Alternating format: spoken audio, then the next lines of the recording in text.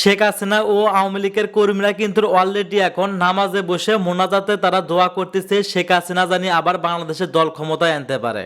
তো বন্ধুরা বুঝতেই পারছেন আজকের ভিডিওটা কতটা গুরুত্বপূর্ণ একটি ভিডিও। দয়া করে আজকের ভিডিওটি কেউ স্কিপ করবেন না। চলুন ভিডিওতে আজকে আর বেশি কথা বাড়িয়ে আপনাদের মূল্যবান সময়টি আমরা নষ্ট করব না, সরাসরি আজকে আমরা চলে যাব মূল ভিডিওতে। আর সেখানে আমরা দেখব কিভাবে দোয়া করা হচ্ছে শেখ হাসিনাকে আবারও পুনরায় ফিরিয়ে আনার জন্য বাংলাদেশে। আসসালামু আলাইকুম। পৃথিবীর যে প্রান্ত থেকে দেখছেন সবাইকে সালাম ও শুভেচ্ছা জানাচ্ছি। আসসালামু আলাইকুম।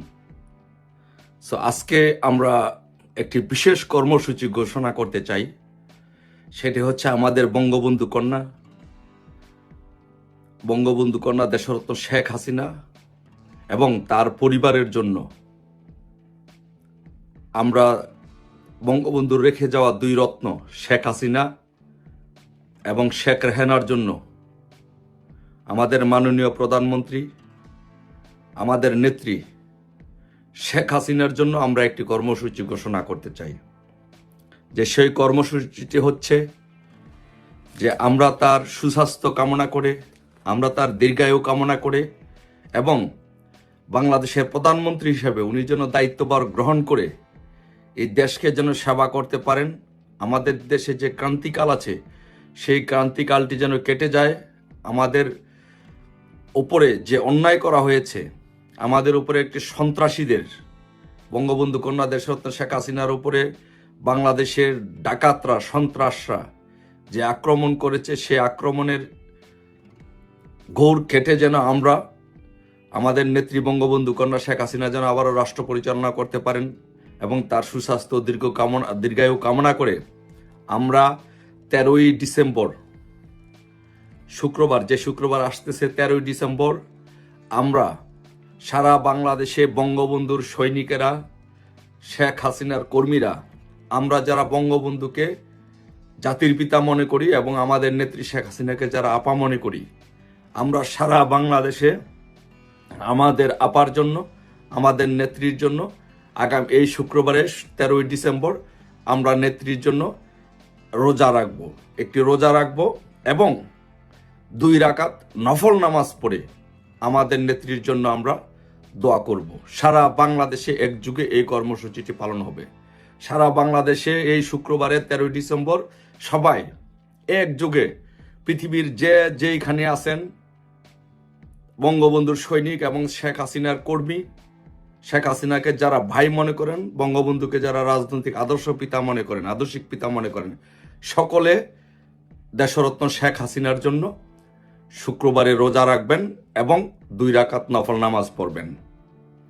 আমরা এই কর্মসূচিটি ঘোষণা করেছি 2টি কারণে। একটি হচ্ছে আমরা আল্লাহর কাছে দোয়া করতে চাই, আল্লাহর কাছে প্রার্থনা করতে চাই রোজা রেখে এবং 2 রাকাত নফল নামাজ পড়ে, যে হে আল্লাহ, আমাদের নেত্রী, আমাদের প্রাণের নেত্রী বঙ্গবন্ধু কন্যা, বঙ্গবন্ধু রেখে যাওয়া কন্যা মাননীয় প্রধানমন্ত্রী দেশরত্ন শেখ হাসিনাকে আপনি হায়াত দারাজ করুন এবং উনি যেন সুস্থ থেকে এই দেশের নেতৃত্ব দিতে পারেন এবং এই দেশের জনগণের সেবা করতে পারেন। সেই জন্য আল্লাহ তাকে সুস্থ রাখুন এবং তার হায়াত বৃদ্ধি করুন। সেই জন্য আমরা এই রোজাটি রাখব এবং 2 রাকাত নফল নামাজ পড়ব এই শুক্রবারে। সবার কাছে অনুরোধ থাকবো, বিনীতভাবে অনুরোধ থাকবে, আপনারা যারা এই ভিডিওটি দেখবেন, বক্তব্যটি দেখবেন, ভিডিওটি দেখবেন, এটি যদি আপনারা যদি বঙ্গবন্ধুকে জাতির পিতা মনে করেন এবং শেখ হাসিনাকে যদি আপনি আপনার বোন মনে করেন, নেত্রী না, বঙ্গবন্ধু আমাদের আদর্শিক পিতা আর বঙ্গবন্ধুর কন্যা হচ্ছেন শেখ হাসিনা, এই জন্য তিনি আমাদের বোন, তিনি আমাদের আপা। ওনাকে যদি যারা আপা মনে করেন, দয়া করে এই ভিডিওটি সব জায়গায় প্রত্যেক ঘরে ঘরে পৌঁছে দিবেন এবং কর্মসূচিটি পালন করার জন্য সবাইকে সহযোগিতা করবেন, সবাইকে আহ্বান জানাবেন। আমরা এই কর্মসূচিটি পালন করতে চাই বিকজ আমরা যারা বঙ্গবন্ধুর সৈনিক আছি, আমরা মনে করি যে আমাদের বঙ্গবন্ধু হচ্ছে আমাদের যে রাজনৈতিক আদর্শিক পিতা এবং বঙ্গবন্ধুর কন্যা হচ্ছে আমাদের বোন। তাহলে আমাদের বোনের জন্য, আদর্শিক পিতার সন্তানের জন্য, আমাদের বোনের জন্য এই বিপদের দিনে আমরা তার জন্য এই কর্মসূচিটি পালন করব, তার জন্য দোয়া করব, রোজা রাখবো এবং 2 রাকাত নফল নামাজ পড়বো এই শুক্রবারে। আমরা আমাদের একজন একজন মুরিদ যেমন তার পীরের কাছে তার সবকিছু সঁপে দেয়, একইভাবে আমরা রাজনৈতিকভাবে আমরা মনে করি বঙ্গবন্ধু আমাদের সর্বশেষ রাজনৈতিক আশ্রয়স্থল, সর্বশেষ ঠিকানা, এবং তার কন্যা জীবিত যেহেতু আছেন, তার কন্যাই আমাদের সর্বশেষ রাজনৈতিক ঠিকানা। আমরা সাম্প্রতিককালে দেখেছি যে কিছু মানুষ বঙ্গবন্ধু কন্যাকে নিয়ে, কিছু সুশীল মানুষ বঙ্গবন্ধু কন্যাকে নিয়ে কিছু আজেবাজে বেশি অতি সুশীল কথাবার্তা বলার চেষ্টা করছেন। তাদেরকে হুঁশিয়ারি করে উচ্চারণ করে দিতে চাই যে বঙ্গবন্ধু কন্যাই আমাদের শেষ ঠিকানা, বঙ্গবন্ধু কন্যাই আমাদের রাজনৈতিক শেষ ঠিকানা। এই বঙ্গবন্ধু এবং বঙ্গবন্ধু পরিবার ব্যতীত আমাদের কোনো রাজনৈতিক ঠিকানা, আদর্শিক কোনো জায়গা নেই। তাই বঙ্গবন্ধু এবং তার পরিবারকে নিয়ে কেউ কোনো আজেবাজে কথা বলার চেষ্টা করবেন না। আর আমি একটি কথা আমি আগেও বলেছি, একটি গল্প আমি আগেও বলেছি, একটি উদাহরণ আমি আগে দিয়েছি, সেই উদাহরণটি আবারও দিচ্ছি, একটু দয়া করে প্লিজ শুনবেন। যে বাংলাদেশে একজন প্রখ্যাত বাউল ছিলেন, সেই প্রখ্যাত বাউলের নাম ছিলেন আব্দুর রশিদ সরকার। আব্দুর রশিদ সরকার যেহেতু গান বাজনা করতেন, সেই জন্য পার্শ্ববর্তী একজন তার প্রতিবেশী এই আব্দুর রশিদ সরকারকে কন্যাকে মেরে ফেলার পরে আব্দুর রশিদ সরকার মামলা করে ওই আসামির বিরুদ্ধে। মামলা করার ফলে ওই লোক পুলিশের ভয়ে বাড়ি ছাড়া হয়ে যায়, আসামি ফেরারি আসামি হয়ে ঘুরতে থাকে। তখন ওই লোক গিয়ে ঢাকায় গিয়ে এক ফকিরের কাছে, পীরের কাছে মুরিদ হয়। যে পীরের কাছে মুরিদ হয়, সেই পীরের কাছে একদিন সে বলতেছে যে পীর সাহেব, বাবাজি আমি এমন একটি ভুল করেছি, আমার পরিবারটিও শেষ, আমিও শেষ, আজকে আমি সারা জীবন রাস্তায় রাস্তায় ঘুরতে হবে, আমার জীবনটা শেষ। পীর সাহেব আমি কি করতে পারি বাবাজি, আমাকে যদি রক্ষা করতেন। তখন বাবাজি বলল যে বাবা তুমি কি করেছো, কি ভুল করেছো আমার কাছে বলো। তখন সেই মুরিদ বলল যে বাবাজি, আমার পার্শ্ববর্তী একজন বাউল ছিলেন, তার নাম বাউল আব্দুর রশিদ সরকার। সেই রশিদ সরকারের একটি মেয়ে ছিল, তার সাথে আমার দ্বন্দ্বের কারণে আমি তার মেয়েটিকে মেরে ফেলি। এখন রশিদ সরকার মামলা করেছে, সেই মামলার আসামি। যদি মামলার রায় হয় তাহলে তো আমার ফাঁসি হবে অথবা যাবজ্জীবন হবে, আমিও শেষ, আমার পরিবারটিও শেষ। এই মুহূর্তে বাবাজি আমি কি করতে পারি? আপনি বাবাজি আমাকে যদি রক্ষা করেন তাহলে আমার বাবা মা, আমার পরিবার এবং আমি রক্ষা পাবো। ধরে পীরের পায়ে ধরে হাউমাউ করে কান্নাকাটি করতেছেন। তখন বাবাজি বলল যে তুমি একটু অপেক্ষা করো। তখন সে রশিদ সরকারকে ডাকালো। রশিদ সরকারকে ডেকে আনলো, এনে বলল যে রশিদ সরকার, তোমার কি একটা মেয়ে ছিল? যে হ্যাঁ। তোমার মেয়েকে কি সে মেরেছে? যে হ্যাঁ মেরেছে। তুমি কি মামলা করেছো? যে হ্যাঁ মামলা করেছি। আচ্ছা রশিদ সরকার বলো, আমি তোমার কি হই? রশিদ সরকার বলল, আপনি আমার মুরিদ, আপনি আমার পীর সাহেব, আপনি আমার বাবাজি, আপনার কাছে আমার জীবন যৌবন সবকিছু সঁপে দিয়েছি। তখন বলল যে আমি যদি তোমার বাবা হই তাহলে তুমি আমার সন্তান? হ্যাঁ জি বাবাজি, আমি আপনার সন্তান। তাহলে পাশে যে লোকটি বসে আছে সেও আমার মুরিদ, তাহলে সে তোমার কি হয়? বলল যে আমার পীর ভাই। তো পীর ভাই হইলে তোমার পীর, তুমি কি চাও যে আমার সন্তান তোমার পীর ভাই জেলে যাক, কষ্ট করুক, তার পরিবারটা ধ্বংস হয়ে যাক?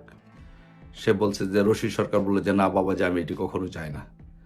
তাহলে রশিদ সরকার, তুমি যদি সেটি না চাও তাহলে আমি তোমার পীর বাবা হয়ে বললাম, তুমি তোমার মেয়েকে যে খুন করেছে তুমি তাকে মাফ করে দাও। তখন রশিদ সরকার সাথে সাথে পীর সাহেবের পায়ে ধরে হাউমাউ করে কেঁদে বলল যে বাবাজি, আপনি বলেছেন আমি আমার মেয়ে হত্যাকারীকে আমি মাফ করে দিলাম, আজকে থেকে আমার মনে কোনো দুঃখ নাই, কষ্ট নাই, আমি আমার পীর ভাইকে জেলে দিতে পারি না, আমি আমার পীর ভাইকে কষ্ট দিতে পারি না। এ কথা বলে তার মেয়ে হত্যাকারীকে সে মাফ করে দিয়েছে। যদি রশিদ সরকার যদি তার পীর ভাইকে, মেয়ে হত্যাকারীকে যদি মাফ করে দিতে পারে, তাহলে আমরা, আমাদের রাজনৈতিক আদর্শিক পিতা হচ্ছে বঙ্গবন্ধু শেখ মুজিবুর রহমান। তাহলে আমাদের রাজনৈতিক আদর্শের বোনকে, তাহলে আমাদের রাজনৈতিক আদর্শের বোন হচ্ছে বঙ্গবন্ধু কন্যা শেখ হাসিনা। তাহলে আমরা আমাদের আদর্শিক রাজনৈতিক বোনের জন্য আমরা ইনশাল্লাহ একটি রোজা রাখবো এই শুক্রবারে এবং 2 রাকাত নফল নামাজ পড়বো ইনশাল্লাহ।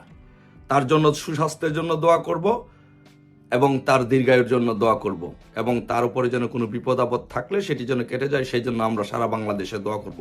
রশিদ সরকার যদি তার মেয়ের জন্য, তার মেয়ে হত্যাকারীকে যদি মাফ করে দিতে পারে, তার মেয়ে হত্যাকারীর জন্য, পীরের জন্য যদি এত কিছু করতে পারে, ইনশাল্লাহ আমরা আমাদের রাজনৈতিক পিতা, রাজনৈতিক আদর্শ বঙ্গবন্ধু এবং বঙ্গবন্ধুর পরিবারের জন্য এবং তার মেয়ের জন্য ইনশাল্লাহ সেটি যে কোনো ত্যাগ, প্রয়োজন বোধে জীবন আমরা উৎসর্গ করে দিতে ইনশাল্লাহ প্রস্তুত আছি। শুধু রোজা নয়, শুধু নামাজ নয়, ইনশাল্লাহ আমরা যারা বঙ্গবন্ধুর আদর্শিক সন্তানরা আছি, বঙ্গবন্ধুর আদর্শিক সন্তানরা, তার পরিবারের জন্য, তার মেয়ের জন্য আমরা ইনশাল্লাহ জীবন উৎসর্গ করে দিব আমাদের ইনশাল্লাহ। তো তাই আমি বলবো, সবাইকে অনুরোধ করব, পৃথিবীর যে যে প্রান্তে আছেন এই শুক্রবারে ইনশাল্লাহ রোজা রাখবেন, 2 রাকাত নফল নামাজ পড়বেন এবং প্রত্যেক ইউনিটকে বলবো, প্রত্যেক দেশে দেশে বিভিন্ন দেশের ইউনিটগুলোকে বলবো, ছাত্রলীগ, যুবলীগ, স্বেচ্ছাসেবক লীগ সহ প্রবাসের যত সংগঠনগুলো আছে সবাইকে আমি বলবো যে অনুরোধ করব বিনীতভাবে যে আপনারা রোজা রাখবেন, নামাজ পড়বেন, পাশাপাশি যে ইফতার যে করবেন সেই ইফতারটি একটি ইফতার পার্টির মাধ্যমে করার চেষ্টা করবেন। ইফতার পার্টি করবেন, ইফতার পার্টি করে সারা বিশ্ববাসীর কাছে একটি মেসেজ দিয়ে দিবেন যে আমরা বঙ্গবন্ধুর আদর্শিক সন্তান, আমরা বঙ্গবন্ধু কন্যা শেখ হাসিনার জন্য শুধু রোজা নয়, নামাজ নয়, আমরা জীবন দিতে প্রস্তুত আছি। লক্ষ লক্ষ কোটি কোটি কর্মীরা এই বঙ্গবন্ধু কন্যা শেখ হাসিনার জন্য জীবন উৎসর্গ করে দিতে রাজি আছি ইনশাল্লাহ। সবাই এই কর্মসূচিটি পালন করবেন 13ই ডিসেম্বর শুক্রবার। সবাই এই একটি রোজা এবং 2 রাকাত নফল নামাজ পড়বেন এবং প্লিজ আপনাদের সবার কাছে অনুরোধ থাকবো, এই ভিডিওটি, এই বক্তব্যটি, এই মেসেজটি প্রত্যেকটি জায়গায় ঘরে ঘরে পৌঁছে দিন যেন সবাই এই কর্মসূচিটি পালন করে। ইনশাল্লাহ শুক্রবারে আবার দেখা হবে। সবাই ভালো থাকবেন। আমরা সবাই একসাথে রোজা করব, নামাজ পড়ব এবং আমরা এটি ইফতার পার্টি করে আমরা সেটি সাংগঠনিকভাবে আমরা সেটা পালন করার চেষ্টা করব। সবাই ভালো থাকবেন। জয় বাংলা, জয় বঙ্গবন্ধু। ধন্যবাদ প্রিয় দর্শকবৃন্দু, আমাদের ফুল ভিডিওটি দেখার জন্য আপনাকে জানাই অসংখ্য অসংখ্য ধন্যবাদ। তো বন্ধুরা, এতক্ষণ আপনারা দেখলেন সালাউদ্দিনের বক্তব্য। এই সালাউদ্দিন কিন্তু অলরেডি শেখ হাসিনা ও আওয়ামী লীগকে পুনরায় ফিরিয়ে আনার জন্য কিন্তু তারা মোনাজাতে বসে নামাজ পর্যন্ত পড়া শুরু করছে এবং দোয়া পর্যন্ত পড়া শুরু করছে। এমন নিত্য নতুন আপডেট খবর সবার আগে পেতে এখনই আমাদের এই পিচ্চি সাকিব ইউটিউব চ্যানেলটি সাবস্ক্রাইব করুন। ধন্যবাদ।